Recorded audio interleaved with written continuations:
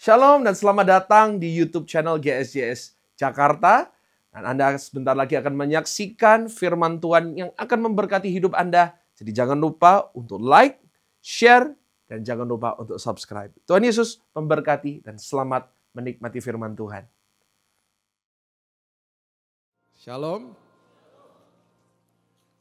Thank you Nico, Ichi, Elvis, semua tim PPW. Wow. 3 WL favorit saya dijadiin satu ya. Saya dilawat Tuhan langsung. Oke, buka sama-sama Kejadian 1 ayat 1. Kejadian 1 ayat 1, kejadian ada di perjanjian baru, amin. Ngecek aja udah sore soalnya. Udah pada ngopi berarti ya, oke. Kejadian 1 ayat 1, pada mulanya Allah menciptakan langit dan bumi. Ada 3 hal yang Tuhan ciptakan pada awal, pada mulanya berarti Tuhan ciptakan waktu, dan Tuhan ciptakan waktu untuk kita, berarti Tuhan kasih kronos buat kita. Kronos itu berarti 1 hari ada 24 jam, 1 tahun 365 hari, kita diminta untuk mengelola waktu kita sebaik-baiknya.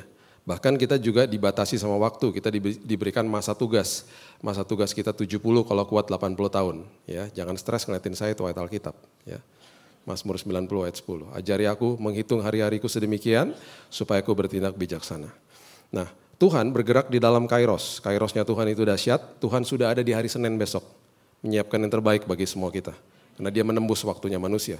Oke, pada mulanya. Kemudian Tuhan katakan, aku pada mulanya menciptakan bukan sekedar waktu, Tuhan ciptakan langit. Langit berarti Tuhan kasih ruang buat kita. Nah, di dalam ruang ini kita bergerak. Kita dipertemukan dengan orang yang tepat dan lain sebagainya sama Tuhan karena rancangan Tuhan indah. Kemudian Tuhan ciptakan bumi. Bumi berarti Tuhan ciptakan materi yang ada di dalamnya. Tuhan minta untuk kita kelola juga materi itu. Bahkan kalau kita mau kerucutkan, kalau kita buka Kejadian 2 ayat 5, pada mulanya belum ada semak, belum ada sesuatu yang berantakan, belum ada tumbuhan, belum ada sesuatu yang sudah rapih dan perlu ditata dengan baik dan di-maintain karena belum ada hujan. Kenapa belum ada hujan? Karena belum ada manusia untuk mengelolanya.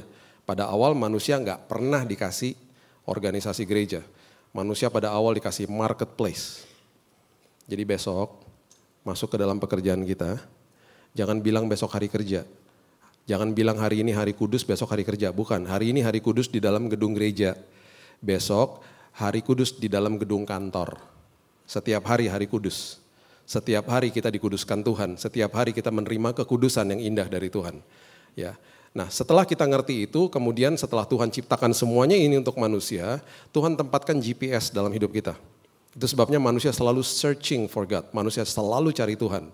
Pengkhotbah 3 ayat 11 mengatakan begini. Pengkhotbah 3 ayat 11 mengatakan begini, ia membuat segala sesuatu indah pada waktunya, kemudian bahkan ia memberikan apa? Kekekalan dalam hati mereka.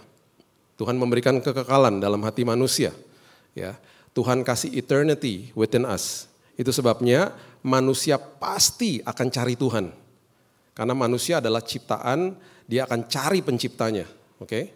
Makanya ketika saya ngobrol sama teman saya agnostik dan satunya lagi ateis, bahkan yang ateis ini sudah tinggalin Tuhan, karena dia tadinya orang percaya tapi tinggalin Tuhan karena kecewa sama gereja. Ketika ngobrol sama mereka, saya udah tahu bahwa di dalam mereka ada kekekalan, mereka mencari Tuhan, dan bahkan orang-orang seperti begini, mereka tidak sadar, mereka bahkan mengilahkan, menjadikan Tuhan ketidakpercayaan mereka itu sendiri. Mereka bangga sama ketidakpercayaan mereka. Ketidakpercayaan mereka jadi Tuhan atas hidup mereka, bayangin. Karena orang-orang seperti begini akan cari sosok Tuhan. Akhirnya yang terjadi adalah mereka mencari sosok Tuhan dalam dunia. Bisa itu lewat uang, harta, jabatan, status, dan seterusnya. Ya, karena manusia diberikan eternity, diberikan kekekalan di dalam sini. Ngobrol. Saya nggak mau debat kusir sama mereka, karena saya tahu mereka lagi cari. Dan ketika mereka tanya, Bill kalau menurut lu gimana? Saya nggak pernah mau bilang begini, lu salah, lu nggak boleh gitu, saya nggak pernah ngomong gitu. Saya bilang gini, menurut gua, kan lu nanya sama gua, menurut gua gini. Udah gitu biarin dia ngomong lagi. Supaya apa? Terus balik sama saya, kalau nggak debat kusir mereka pergi nanti. Mereka cari. Dan mereka akhirnya sadar bahwa firman Tuhan katakan begini, berbahagialah orang yang lapar dan haus akan kebenaran, karena orang-orang seperti itu akan dipuaskan. Tidak ada kepuasan di luar kebenaran firman Tuhan. Dan akhirnya mentok toh. Akhirnya setelah 6 bulan, dua-duanya terima Yesus. Dua-duanya menjadi orang percaya. Bahkan mereka menjadi frontliners ketika ada orang-orang yang agak susah dikasih tahu, mereka yang ngomong duluan. Kenapa? Udah dikasih GPS dalam sini. Jadi hidup kita adalah perjalanan hidup. It's a road trip. Kita lagi jalan sama Tuhan. Perjalanan iman kita bersama-sama dengan Tuhan. Yang pertama, jangan bawa ekstra bagasi. Banyak orang kalau traveling bawa extra luggage, akhirnya di-charge sama airlines-nya. Karena berarti kalau kita bawa ekstra bagasi karena pesawatnya sudah dihitung sedemikian rupa, sekian kilo dia akan terbang, kalau kita sampai bawa ekstra bagasi, di-charge kitanya. Kita yang suruh bayar. Ya. Dan orang yang bawa bagasi ekstra selalu merepotkan orang yang traveling sama dia. Karena orang yang traveling sama dia pasti ikut ngangkatin juga. Apa sih ekstra bagasi? Kepahitan masa lalu, kekecewaan sama diri sendiri, dan belum maafin diri sendiri, bahkan mungkin kekecewaan sama Tuhan yang kita bawa sampai hari ini. Awal-awal tahun 2000 waktu saya bergabung dengan yayasan kami, yayasan keluarga saya di Immanuel. Immanuel itu ada bookstore dan salah satu divisi yang cukup besar adalah publishing house. Saya punya 2 tante yang training saya waktu saat itu. Mereka adalah tante-tante saya yang udah kenal dengan banyak pembicara sejak tahun 70-an. Jadi mereka sudah menyadur buku-bukunya, mereka suka meeting sama mereka suka pergi ke Amerika, mereka meeting, mereka minta copyright-nya, kita terjemahkan dalam bahasa Indonesia. Itu sudah mereka lakukan dari tahun 60-an bahkan. Jadi mereka berteman sama tuh yang namanya Oral Roberts, Kenneth Hagin, T.L. Osborne yang lama-lama Reinhard Bonnke, itu temannya mereka dulu. Dan waktu zamannya saya, waktu tahun 2000, saya akhirnya kenalan sama siapa? Joel Osteen, John Maxwell, Miles Monroe. Itu orang-orang yang akhirnya Robert Morris dan lain sebagainya. Yang waktu saat itu kita berusaha untuk ambil bukunya. Joseph Prince gitu ya. Dan mereka bawa saya ke sana untuk meeting dengan authors-nya, dengan publishing house-nya. Tante saya, 2 tante saya ini, mereka sudah almarhum, mereka tidak menikah. Dan mereka adalah orang yang sangat generous. Mereka punya ponakan banyak banget karena sepupu saya banyak. Dan kita tinggal deket-deketan. Dan mereka adalah 2 tante yang demen banget beliin oleh-oleh buat ponakannya. Dan cucu-cucunya. Jadi kalau mereka pulang dari luar negeri, udah kebiasaan ada tradisi di rumah mereka buka koper. Semua diundang, makan malam, habis itu buka koper. Oleh-oleh bukan permen kecil-kecil begini, bukan. Dibeliin sepatu lah, dibeliin segala macam dan lain sebagainya. Dulu awal tahun 2000 kalau pergi ke luar negeri 32 kilo kali 2. Berarti 64 kilo satu orang. Kita kalau pergi bertiga berarti hampir 200 kilo. Jadi mereka belanja aja udah. Yang repot ngangkatin kopernya mereka, saya. Tante kebanyakan, udahlah Bill, kan cuma sekali setahun. Apalagi nanti kakak adiknya minta vitamin Centrum. Yang buat orang 50 tahun ke atas, beli banyak ya, karena cuma setahun sekali kesananya. Yang repot saya. Perhatikan ini baik-baik. Banyak orang yang hidupnya bawa extra baggage. Dan dia gak sadar, dia bawa macam-macam dari masa lalu. Dan dia lupa bahwa akhirnya hidupnya merugikan orang lain. Yang pertama, orang yang bawa ekstra bagasi dari masa lalu, dia akan puter-puter terus di otaknya dia kekecewaan, kepahitan yang orang lain pernah buat atas hidupnya. Bahkan dia mulai puter-puter rekaman-rekaman yang kejadian masa lalu, dia mulai rekam dalam hidupnya dan dia mulai membuat strategi. Kalau nanti gue ketemu sama orang ini, dia udah atur perkataan-perkataannya. Amsal 4 ayat 23 mengatakan begini. Jagalah hatimu dengan segala kewaspadaan. Karena dari situlah terpancar kehidupan. Dan orang seperti begini, dia mulai rekam semuanya. Semua benih yang tadinya hanya sekedar diberikan kepada dia, memang bukan salah dia misalnya. Tapi karena dibiarkan jadi akar kepahitan menjalar sangat jauh dan akhirnya bukan sekedar dia rekam dalam hidupnya. Dia mulai keluarkan kata-kata yang sangat busuk dari hidupnya.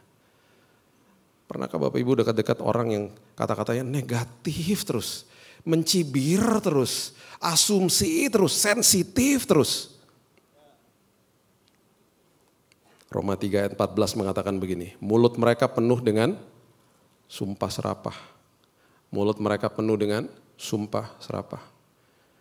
Udah mereka ngerekam semua perbuatan-perbuatan yang jelek itu dalam sini. Mereka kecewa sama diri sendiri.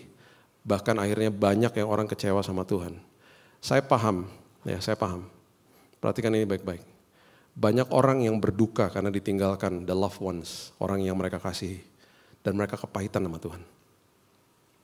Bapak Ibu, kita nih gak didesain untuk pisah sama orang yang kita kasihi. Itu semua terjadi karena dosa. Satu hal Tuhan sudah pastikan dalam hidup kita, orang Kristen gak bisa mati. Orang Kristen jiwa dan rohnya hidup sampai selama-lamanya dengan Tuhan. Orang Kristen hanya dipisahkan dari tubuhnya saja. Orang Kristen istilahnya hanya meninggalkan dunia. Makanya di Tesalonika dibilang gini, jangan berduka seperti orang yang tidak memiliki pengharapan. Karena di dalam Kristus satu hari kelak kita akan berjumpa kembali dengan mereka.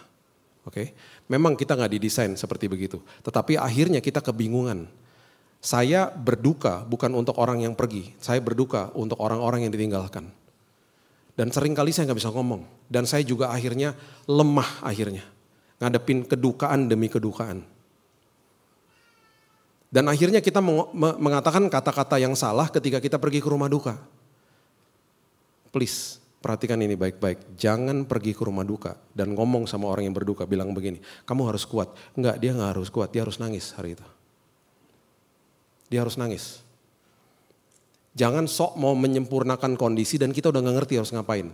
Ini pesan saya, nasihat saya. Kalau ke rumah duka, dengerin kisahnya mereka. Nangis bareng-bareng mereka kalau perlu. Kasih pundak kita. Stop katakan kata-kata yang akhirnya membuat mereka makin kesel akhirnya. Kamu harus kuat ya. Dia juga tahu dia harus kuat, cuman dia gak bisa kuat hari itu. Akhirnya kita mengeluarkan kata-kata seperti begitu. Saya, waktu baru sembuh sakit, iman saya di sini. Waktu saya doain orang dan banyak teman-teman saya meninggal. Ada seorang anak yang dibawa ke lounge-nya gereja, umur 5 tahun. Saya doakan karena tumor di otak. Dan waktu saya doakan dan tiba-tiba saya berdoa setiap malam, saya bilang sama istri saya, kita doain ini anak.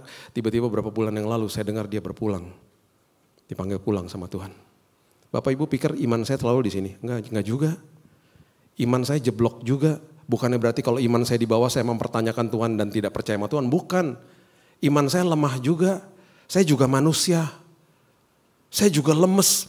Hari-hari seperti begitu. Enggak tahu mesti ngomong apa sama orang yang ditinggalkan. Tapi firman Tuhan bilang begini, Bill, aku adalah pemimpin dan penyempurna imanmu. I'm the author and the finisher of your faith. Tuhan tahu kita gak sempurna, Tuhan tahu kita gak mampu, tapi justru di dalam kelemahan kita itu kesempatan lihat kuasa Tuhan disempurnakan. Kita menyembah Tuhan yang sempurna. Dan hari ini dia melihat kita dari kasih karunia. Dan dia lihat kita semua anak-anaknya disempurnakan sama dia. Kondisi kita nggak akan sempurna dia di mata dunia nggak akan pernah bisa sempurna. Dan orang yang bawa extra baggage adalah orang yang sering kali ironisnya sakit-sakitan.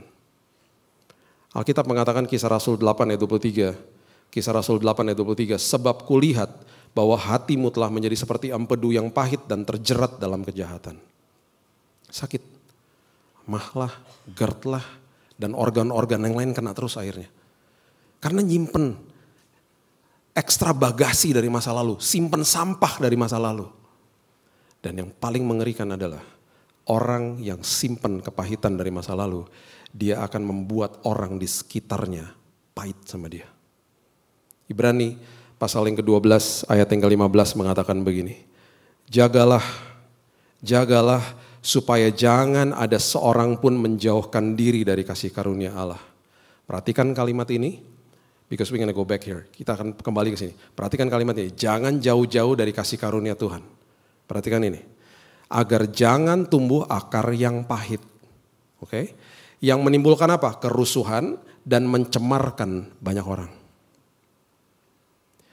Satu hari, saya lagi tidur siang. Lagi masa SMA. Papa saya ketok kamar saya. Karena biasanya jam 4, jam setengah 5 sore kita punya waktu ngopi sama ngeteh bareng. Mama saya orang India. Jadi kalau sore ada teh India. Pernah minum teh India? Enak banget. Papa ketok kamar karena kita dibiasain tidur siang. Dia ketok kamar, terus kamar biasa nggak dikunci, dia masuk ke dalam. Terus dia ambil, ayo ngopi, minum-minum teh, makan roti dan lain-lain. Itu biasalah, kita kumpul lagi sore-sore. Saya lagi terbaring di tempat tidur saya, ngucek-ngucek mata. Dia duduk di sebelah saya. Gak tahu dia ngelihat apa di kamar saya, karena di kamar saya banyak poster band metal.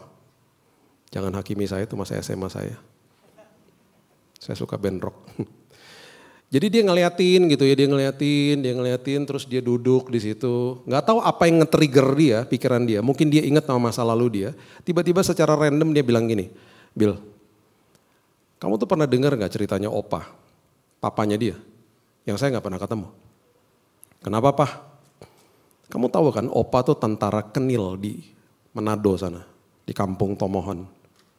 Oke, terus kenapa dia? Dia tuh jahat banget loh Bill. Dia terkenal adalah orang yang sangat-sangat jahat saat itu. Dan galaknya luar biasa. Kenapa Papa ngomong gitu? Papa udah biasa dulu diikat di pohon, ditelanjangin, disemutin sama semut merah, dipukulin sama dia, dipermalukan di depan orang-orang desa Papa. Dia ngomongnya nyantai aja, biasa aja.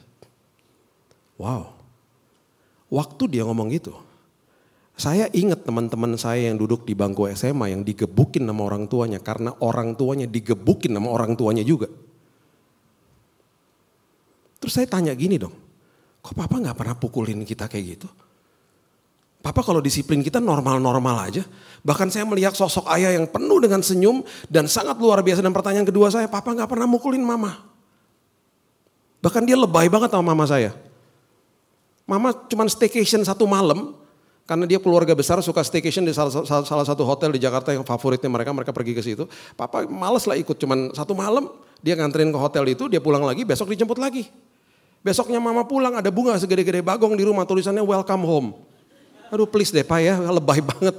Ya, terus dia bilang gini, emang kenapa? Emang harus ulang tahun sama Valentine aja kasih bunga? Ya ampun, itu Papa saya. Makanya sampai hari ini saya masih kangen sama dia udah pergi 14 tahun yang lalu. Kalau hari ini dia ada pasti dia duduk di sini. Dan dia pasti bingung antara temenin saya atau temenin Jesse. Karena dia suka ikut sama kita. Waktu dia ngomong begitu, terus saya tanya, kok Papa gak lakukan hal yang sama? Tahu gak dia bilang apa? Bill, waktu Papa mau menikah sama Mama di tahun 66 di GPDI Ketapang dengan Bapak almarhum Hani Mande, pendeta di sana. Papa serahin semua kepahitan Papa di altar Tuhan. Dengan kata lain, dia pastikan dia gak bawa sampah dari masa lalu. Dia gak bawa ekstra bagasi dari masa lalu. Dan dia masuk ke dalam pernikahan itu sehat. Sehingga dia tidak pernah mencemarkan dan membuat rusuh di rumah. Karena ditinggalkan di masa lalu. Di momen dia sedang duduk di kamar saya, ada sesuatu yang nge-trigger memorinya dia. Sehingga dia ingat dan dicerita sama saya. Momen-momen seperti begitu yang nge-trigger kita. Sehingga kita ingat sama masa-masa lalu yang gak enak sama hidup kita. Seringkali bisa merupakan seseorang yang kita lihat. Dan orang itu mengingatkan kita sama orang yang pernah menyakiti kita. Tiba-tiba kita gak inget, kita gak kenal sama nih orang. Tiba-tiba kita bisa ngomong begini, gue gak suka tuh sama dia. Kenapa? Tahu tampangnya gak banget. Lu kok penghakiman banget sih gitu. Karena tiba-tiba itu orang ngingetin kita sama masa lalu. Tiba-tiba seorang ibu bisa ngelihat seorang anak yang anaknya pernah dipanggil pulang sama Tuhan. Dia ingat anaknya nge-trigger memorinya, dia bisa sangat sedih dan traumatik tiba-tiba. Itu saya sebut momen api arang. Alkitab mencatat sebuah kisah yang sangat dahsyat. Dan ketika momen-momen itu terjadi, kita harus belajar bahwa ada kasih karunia Tuhan yang dia mau lakukan dalam hidup kita sehingga kita dipulihkan saat itu juga. Coba buka sama-sama saya di Yohanes pasal yang ke-18 ayat 18. Yohanes 18 ayat 18 mengatakan begini. Sementara itu hamba-hamba dan penjaga-penjaga bait Allah telah memasang api arang. Sebab hawa dingin waktu itu dan mereka berdiri berdiam di situ. Juga Petrus berdiri berdiam bersama-sama dengan mereka. Berdiam itu artinya menghangatkan tubuh. Dan api arang itu adalah momen yang terjadi, saya jelasin. Mereka sedang ada di depan pelataran rumah daripada imam besar Kayafas. Yesus lagi ditahan. Di depan karena cuaca dingin mereka buat api arang. Kalau pernah nonton film-film ya biasanya ada gentong, kalau gitu tunawisma di New York misalnya gitu ya, the homeless. Mereka taruh kayu-kayu, mereka bakar, terus mereka berdiang. Berdiang itu artinya menghangatkan tubuh di situ. Kita nggak tahu apakah bentuknya api unggun atau apa, kita nggak tahu. Momen api arang. Petrus di situ lagi menghangatkan tubuh. Tiba-tiba ada orang datang ngomong sama dia gini,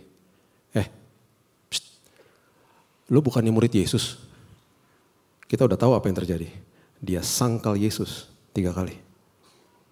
Oke, udah ya, terjadi ya. Ini ditulis sama temannya loh. Ditulis sama temannya namanya Yohanes. Yohanes adalah murid yang selalu fokus sama kasihnya Tuhan kepada dia, bukan kasihnya dia kepada Tuhan. Orang yang fokus sama kasihnya kepada Tuhan cenderung menjadi self-righteous. Dan itu yang dilakukan sama Petrus. Dia selalu bilang gini, gak mungkin lah gue sangkal dia. Gue paling sayang kok sama dia. Itu kira-kira narasi dia begitu. Kalau Yohanes enggak. Kalau baca kitabnya Yohanes sering banget dia tulis begini, murid yang dikasihinya. Itu dari ngomong tentang dirinya sendiri. Kalau kita baca kita mungkin pikir gini, ini Yohanes narsis banget sih. Bukan, dia lagi fokus sama kasihnya Tuhan kepada dia. Sehingga akhirnya dia bisa memberi yang terbaik karena sudah menerima yang terbaik. Seringkali kita terbalik. Kita gak belajar terima dari Tuhan. Makanya prinsip saling mengasihi sama seperti Kristus mengasihi saya, terbalik-balik akhirnya. Oke, Yohanes tulis begini, kemudian Yesus naik ke kayu salib, Yesus mati di kayu salib, dia bangkit di hari yang ketiga, kemudian dia mulai menampakkan diri kepada murid-muridnya. Penampakan yang pertama, ada Petrus gak? Ya ada lah. Mungkin Petrusnya gak enak dekat-dekat dia, belum terjadi dialog one on one. Ketemu sama rame-rame gitu ya, mereka mulai pada kaget, ada Thomas, tiba-tiba Yesus muncul di ruangan yang terkunci gitu ya. Terus belum ada dialog dengan Petrus, mungkin dia menjauh, mungkin dia gak enak gitu ya. Perjumpaan kedua dan penampakan yang ketiga. Penampakan yang ketiga, saya percaya firman Tuhan kalau menulis angka simbol itu gak kebetulan. Angka 3 itu adalah angka kebangkitan. Penampakan yang ketiga. Itu terjadi di tepi Danau Tiberias. Kepada siapa? 7 murid. 7 angka sempurna. Siapa 7 muridnya? Petrus, Yohanes, makanya Yohanes yang tulis. Yakobus, Nathanael, Thomas, ada 2 murid lagi gak disebut. Mereka lagi menjala ikan. Di tepi Danau Tiberias, Yesus lagi masakin mereka makanan pagi, breakfast. Breakfastnya apa? Roti campur ikan. Atau yang kita kenal hari ini, panada. Yang ketawa orang Manado, yang gak ngerti tanya apa sih panada? Makanya gaul sama orang Manado ya. Yesus masakin panada di pinggir. Look what happened, lihat apa yang terjadi. Mereka selesai menjala ikan, mereka menepi toh. Coba lihat ini, Yohanes 21 ayat 9. Yohanes 21 ayat 9. Ketika mereka tiba di darat, mereka melihat apa? Api arang. Dan di atasnya ada apa? Ada panada. Ya. Mereka duduk toh di situ kan? Petrus duduk toh di situ. Dia lihat apa? Api. Ingat gak dia? Sama momen ketika dia nyangkal Yesus. Dek. Aduh. Api arang. Nanti Bapak Ibu baca di rumah ya. Kelanjutan dari kisah Yohanes 21. Itu adalah pertama kali Yesus berdialog sama Petrus. Dia gak pernah ngungkit-ngungkit. Kenapa kamu nyangkal saya? Gak pernah. Dia tanya 3 pertanyaan yang sangat indah. Dia bilang gini, kamu sayang gak sih sama saya? Karena aku terlebih dahulu telah mengasihi dirimu. Bapak Ibu tahu apa yang terjadi? Di momen api arang, di momen ketika kita ke-trigger memori kita, ingat tentang masa lalu. Tuhan mau step in di situ, Tuhan mau intervensi, dia mau katakan begini, ingat kasih karuniaku cukup bagimu. Lepaskan pengampunan buat orang itu. Gak penting. Kamu hidup hanya sementara.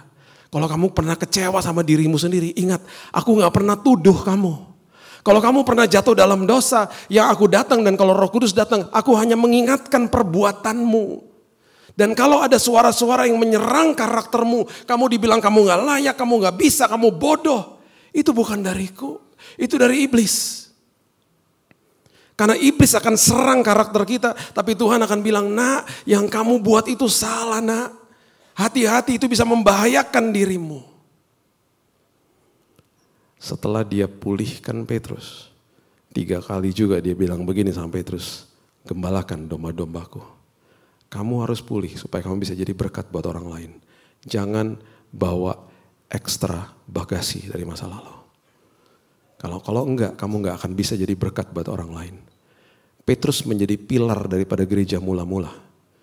Dan ketika dia khotbah di Kisah Rasul pasal yang kedua, 3.000 orang bertobat. Terima Yesus. Dan bahkan di bukunya Petrus dia bilang begini, guys, listen to this, ingat ini tuh anak teman-temanku. Jangan sampai kamu kehilangan pegangan. Jangan sampai kamu tersesat. Terus dia sambung dengan kalimat ini. Bertumbuhlah dalam kasih karunia Tuhan. Dan pengenalan akan dia. Kalau kamu tahu isi hati dia, kamu makin gak mau buat dosa. Kamu makin merdeka dalam hidupmu. Itu sebabnya ketika kita sudah mengerti prinsip ini. Tinggalin sampah-sampah masa lalu. Dan kemudian yang paling penting juga dalam hidup ini, kalau lagi jalan dalam hidup ini, kita punya layer pertemanan toh, layer yang udah dibilang ring 1, pastikan orang-orang itu senilai sama kita, bukan sehobi sama kita. Kalau kita bisa dapat orang yang satu nilai dan kemudian bisa satu hobi, bagus. Kalau enggak, hati-hati. Amsal 13 ayat 20 mengatakan begini. Siapa bergaul dengan orang bijak menjadi bijak. Tetapi siapa berteman dengan orang bebal menjadi malang. Orang yang nganterin paket itu akan ada di luar pagar. Betul gak? Gak mungkin Bapak Ibu dengar paket terus kita gini. Oi mas, gue lagi di kamar, masuk aja, masuk. Gak dikunci kok gitu. Gak mungkin kali. Orang nganterin paket kita akan suruh mbak keluar ngambilin paketnya. Pak RT, Pak RW datang ke rumah saya, mereka duduknya di teras depan. Niko datang ke rumah saya, langsung masuk ke ruang makan. Nih, tiba-tiba saya keluar dari kamar, Niko udah makan di meja makan. Tapi saya cuma punya 2 sahabat, yang tiba-tiba saya bangun pagi, mereka ada di sebelah saya ketika istri saya lagi pergi keluar kota. Tiba-tiba nih kenapa TV kamar udah nyala pagi-pagi, saya bangun gini, ih lu dari mana? Tadi kan Gibi udah pergi pagi-pagi, makanya gue kesini nemenin lo. Udah tidur lagi, gue pelanin. Keras ya, kekerasan ya gitu. Makin dekat, makin kecil layernya. Pastikan orang-orang itu senilai dengan kita. Dan yang berikutnya, kalau lagi jalan, pinjem petanya orang. Banyak orang ya, saya pernah ketemu nih sama anak 22 tahun, teman saya dulu. Dia bilang gini, Kak Billy, aku lagi pacaran nih Kak sama orang yang tidak seiman, gimana ya Kak? Ngapain sih wasting your time banget? Gak usah lah, orang seiman aja banyak yang sepadan kok, ngapain sih lu gitu. Thank you ya Kak udah dikasih tahu. Nah tapi dilanjutin terus, jadi gini nih, analoginya gini. Saya baru pulang, baru jalan, baru kembali dari jalan yang buntu tuh. Jadi saya balik dong karena buntu kan, lagi balik ada orang datang gini ke depan saya. Terus saya tanya, mau kemana? Mau ke situ. Jangan buntu. Terus orang yang dikasih tahu buntu ngomong gini. Makasih ya udah kasih tahu saya buntu, tapi gak apa-apa saya akan jalan terus. Lihat aja entar gimana. Lihat aja entar gimana tetap buntu. Halo? Lu mau bilang lihat aja entar gimana, pasti lu juga akan balik juga. Ngapain wasting your time? Kalau udah ada U-turn, kalau kita salah jalan, segera putar balik, jangan tunggu setengah jam, makin lama baliknya. Sadar dan bertobat, Kisah Rasul katakan. Dia bilang apa? Thank you ya Kak, udah dikasih tahu, tetap jalan. Berapa bulan setelah itu balik lagi nangis-nangis. Kak aku dibohongin, ya kan gue udah bilang. Makanya kejar persiapan, bukan hari pernikahannya. Makanya orang yang di konseling itu dia lagi pinjem peta sama orang yang udah pernah nikah. Kan orang itu belum pernah nikah, gimana sih caranya gitu. Dia lagi nanya, makanya persiapan butuh waktu. Persiapan itu sangat dahsyat dan janji gak bisa menggantikan persiapan. persiapan. Janji nikah di depan sini gak bisa gantikan persiapan. Orang banyak berpikir, kalau nanti saya janji di depan altar through better and through worse, itu akan menjadikan semua oke. Enak aja. Seorang pemain gak bisa bilang sama coachnya, coach saya akan berikan yang terbaik, saya akan main paling bagus, tapi dia gak pernah latihan. Ya gak bisa main bagus lah. Persiapan menentukan segala-galanya. Makanya 10 tahun lalu ketika ada 2 sejoli datang kepada saya bilang gini, mau di counseling. Saya tanya berapa lama lagi mau menikah? Karena saya udah kesel dengerin orang seminggu lagi lah, sebulan depan lah. Karena dikejar eventnya. Tiba-tiba mereka bilang begini, 1,5 tahun lagi kak. Wih, lama juga, kenapa gak 5 tahun sekalian? Iya kak, kan kita udah dengar khotbahnya kakak. Jadi kita mau spend waktu kak, kita mau investasi waktu. Gak apa-apa kak kalau kita harus putus di tengah jalan, is okay daripada ntar putusnya nanti. Oh, mereka bertengkar di depan saya. Dan satu hal yang sangat-sangat luar biasa adalah mereka katakan begini kepada saya. Kak Billy jangan ketawain kami ya kak, kenapa? Kami punya komitmen, tapi agak-agak mungkin di matanya orang agak-agak aneh sih. Komitmen apa? Kami udah komitmen gak mau pegangan tangan. Buset. Emangnya pegangan tangan dosa? Enggak sih kak, cuman kita nih mau berpikir mendingan daripada. Soalnya kalau kita pegangan tangan suka ada strumnya. Ntar strum tiba-tiba ciuman, tiba-tiba kita punya anak lagi sebelum nikah. Udahlah gak usah lah. Jadi kita cuma pegangan tangan kalau lagi nyebrang. Oke lah, itu komitmen mereka sih. Saya melihat apa yang mereka lakukan 1,5 tahun. Dan saya gak pernah lupa satu-satunya pernikahan yang saya hadir dan saya nangis adalah pernikahan mereka. Karena pertama kali mereka ciuman di depan altar. Hari ini mereka mengalami pernikahan yang luar biasa. Karena mereka pinjam roadmap dari orang yang udah pernah ngelewatin hal-hal sulit dalam hidupnya. Mereka bertanya bukan sama saya aja, mereka bertanya sama banyak orang kok. Mereka belajar, mereka investasi waktu mereka. Dan yang terakhir, setiap kali di roadmap kita, Tuhan selalu sudah kasih yang namanya rambu. Amsal 27 ayat 12 mengatakan begini. Amsal 27 ayat 12. Kalau orang bijak melihat malapetaka, bersembunyilah ia. Tetapi orang yang tak berpengalaman berjalan terus lalu kena celaka. Tuhan udah kasih rambu sama hidup kita. Kemarin istri saya meninggalkan saya ke luar negeri, jangan kaget. Anak saya ketawa-ketawa. Jadi gini, kemarin dia pergi. Istri saya adalah orang yang kalau dites kepribadiannya intim dominan. Saya kalau dites kepribadian stabil cermat. Orang intim kelemahannya kurang teliti. Orang stabil cermat teliti. Kalau dia traveling sama saya, semua dokumen saya yang pegang. Semua rencana mau ngapain segala macam saya udah atur. Bahkan saya kalau bawa paspor ya, misalnya kita pergi sekeluarga, saya ngecek tuh bisa berkali-kali, di rumah ngecek, di mobil ngecek lagi, pastiin. Kemarin saya nganter dia ke airport. Dan saya dari rumah saya udah tanya gini, paspor udah bawa? Udah. Sampai di mobil baru mau jalan saya tanya lagi, paspor udah bawa? Udah bawa. Mulai kesel dia. Udah, bawel amat sih kamu Jalan akhirnya mobil. Jarak dari rumah saya ke Soekarno-Hatta itu 30 kilo. Saya buka Google Map 1,5 jam. Duh macet ya, udah gak apa-apa deh. Sebelum keluar dari kompleks perumahan saya, tiba-tiba ada suara Tuhan bilang begini, Bill tanya sekali lagi, minta pasportnya dibuka. Tuhan, udah 2 kali saya nanya dia bete sama saya. Ntar gue tanya lagi, gue disemprot nih beneran nih. Suruh buka lagi pasportnya. Tapi suaranya makin keras. Bill, suruh keluarin pasportnya, suruh dia buka. Akhirnya saya bilang gini, sayang, sorry ya. Boleh gak pasportnya aku lihat?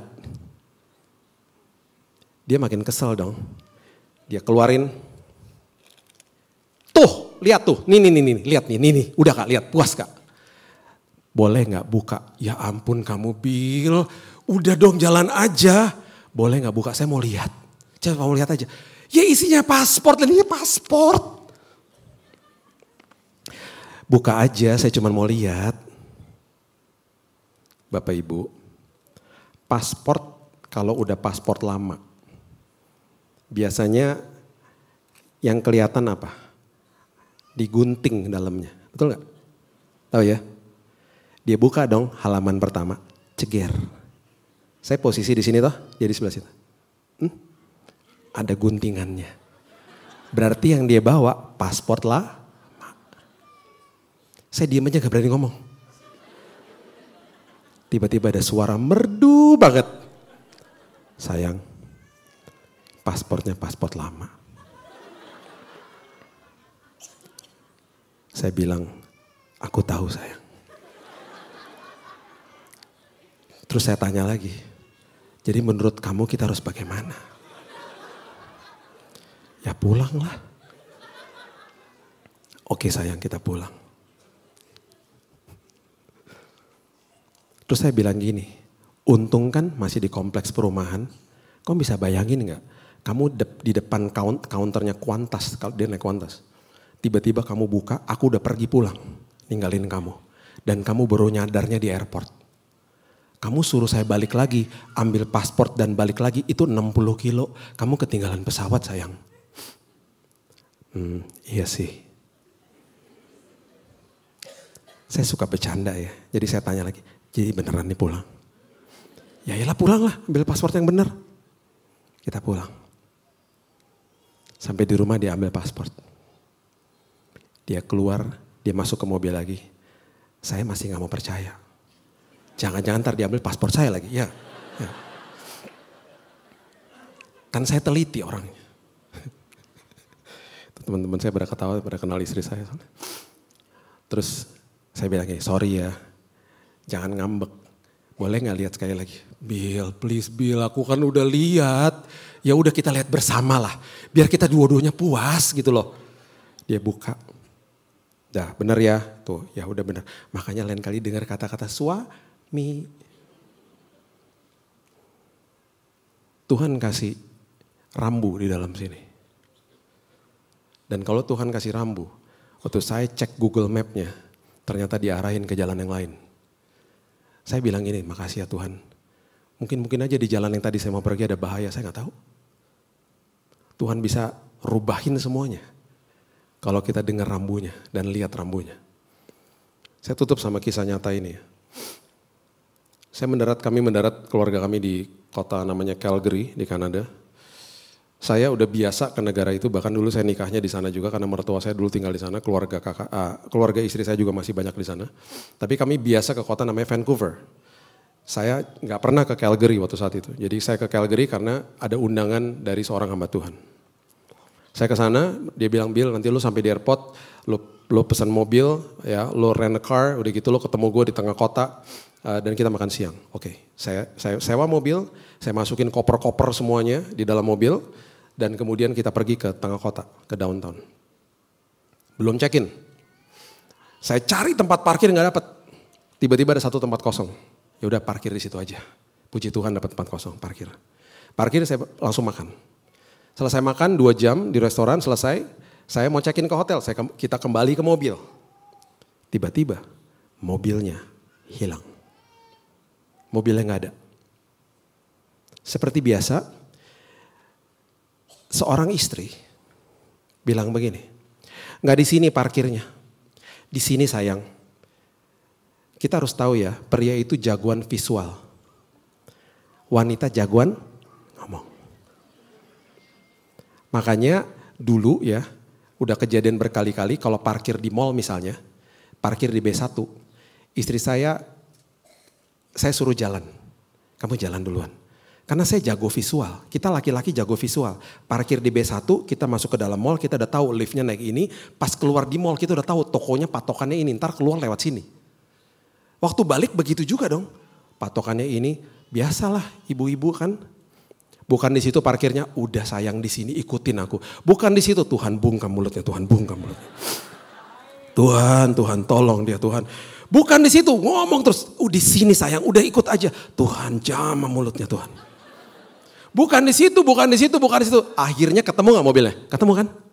Tahu nggak pas mobilnya ketemu, istri saya bilang apa? Tadi nggak di sini parkirnya?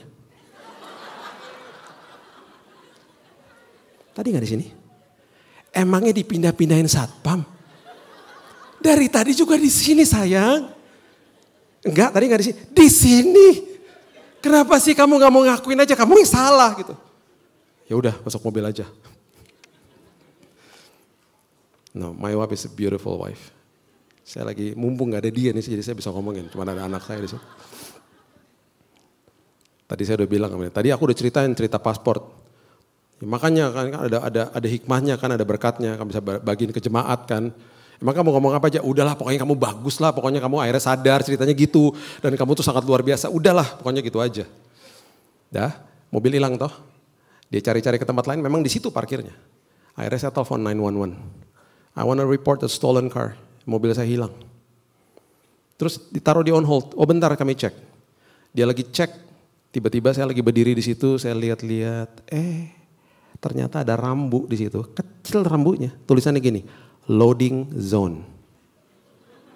Anyone park here will be towed away. Siapa yang ini tempat untuk bongkar muatan. Jadi kalau ada yang parkir di situ akan segera diderek. Ini bukan tempat parkir. Saya baru nyadar, ya elah mobil gue diderek dong berarti. Si masnya balik lagi ke telepon, saya bilang gini, sorry. Sekarang saya berpikir kayaknya mobil saya diderek nih. Oh gitu, Anda parkir tempat yang salah, sepertinya begitu. Bentar saya cek lagi, bener dia balik dia bilang gitu, betul. Mobil kamu ada di jalan ini ya, betul. Mobil kamu ini nomor polisi ini, iya betul. 1 jam lalu diderek. Sore nanti bisa diambil di tempat dikasih tahu lokasinya. Bapak Ibu tahu dendanya berapa? 1,8 juta. Cuman gara-gara saya nggak lihat rambunya. Dan saya paling kesel sama mbaknya saat sore hari itu. Karena saya bilang gini sama mbaknya, Mbak, kayak di Jakarta dong, rambu tuh gede-gede. Kenapa sih rambu tuh kecil-kecil banget gitu loh di sini? Saya kan jadi nggak bisa lihat, tahu nggak dia ngomong apa? Tapi kan ada.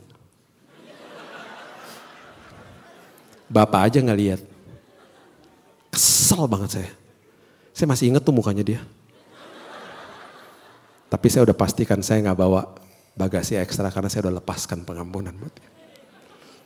Saya cuma mau kasih tahu sama kita, perhatikan rambunya. Tuhan seringkali kasih damai sejahtera, kasih sukacita, dan kalau sampai ada pintu-pintu ditutup, itu berarti ada bahaya di balik itu.